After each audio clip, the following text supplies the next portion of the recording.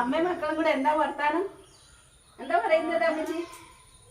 ഞങ്ങൾ പിന്നെ ഇവിടെ ഇവിടെ ക്ലാസ്സിലെ കാര്യം പറഞ്ഞോണ്ടിരിക്കുകയായിരുന്നോ? നീ എവിടെയാ ഇതൊക്കെ പോയി ചേച്ചി. ആഹാ ചേട്ടൻ പോന്ന് കണ്ടോ? ചേട്ടൻ ഭക്ഷണം കഴിച്ചില്ല. പിന്നെ ഞാൻ ഭക്ഷണം ഉണ്ടാക്കി കൊടുത്തതാ.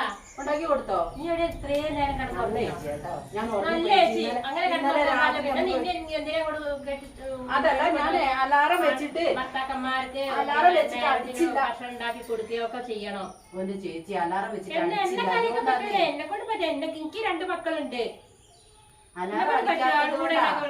ഓരോന്ന് എനിക്കാണെങ്കിൽ കഴിക്കൊക്കെ വയ്യ. ഈ കുട്ടികളെ പഠിപ്പിക്കുകയും വേണോ? വൈകുന്നേരത്തിനുള്ള സ്കൂൾ പറഞ്ഞേക്കണ്ടേ? വൈകുന്നേരത്തിനുള്ളതൊക്കെ ഞാൻ ഉണ്ടാക്കിക്കോളാം. വാങ്ങിയോ? ആ പറഞ്ഞു. നിന്നെ കാത്തിട്ടാണോ? നല്ല ചേച്ചിയാട്ടാ. നല്ല ചേച്ചി. സമാധാനം ചേച്ചി എല്ലാം കൊടുത്തു വിട്ടല്ലോ, അല്ലെങ്കിൽ ഇപ്പൊ പട്ടിണി പോകുമായിരുന്നു.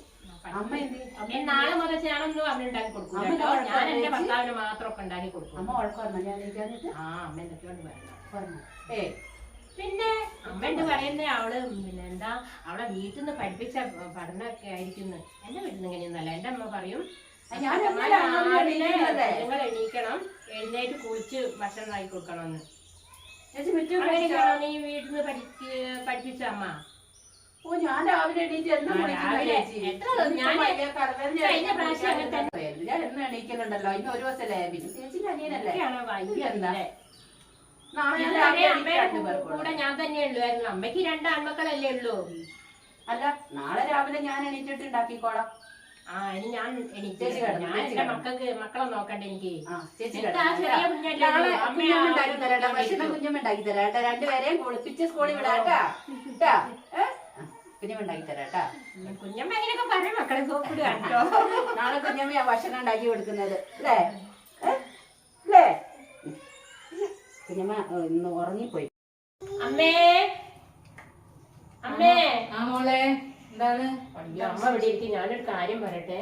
അങ്ങനെ വന്നപ്പോ ഞാൻ ആ ചായ ചോറൊക്കെ ആക്കി കൊടുത്ത അമ്മേ. അമ്മ ഇതൊന്നും കാണുന്നൊന്നുമില്ലേ? അമ്മേ അവള് ഭയങ്കര സക്കനാട്ടോ. അവളെന്താന്നറിയോ, അവള് ചിലപ്പോ അവനോട് കുശിക്കുന്നു ഞാൻ കേൾക്കുന്നുണ്ട്. ഞാൻ ആ വഴി കൂടെ പോകുമ്പോ കേൾക്കുന്ന കേട്ടോ. വെറുതെ അവനിപ്പോ ഇവളാണ് നല്ലോണം ഭക്ഷണം ഉണ്ടാക്കി കൊടുക്കൂല. ആദ്യം നമ്മള് 2 പേര് നിക്കുമ്പോ നല്ല പോലെ ഭക്ഷണം ഉണ്ടാക്കി കൊടുക്കുമായിരുന്നു. അവനെ കുറച്ച് വണ്ണം ഉണ്ടായിരുന്നു. അപ്പൊ ഇവളെ കൊണ്ടുപോകുന്നേരം എന്താ അറിയില്ല, പിന്നെ അവന്റെ സജീവന്റെ ശരീരം തന്നെ ക്ഷീണിച്ചു പോയി. മൂത്തവളല്ലേ, ക്ഷമിക്കണം. എന്താ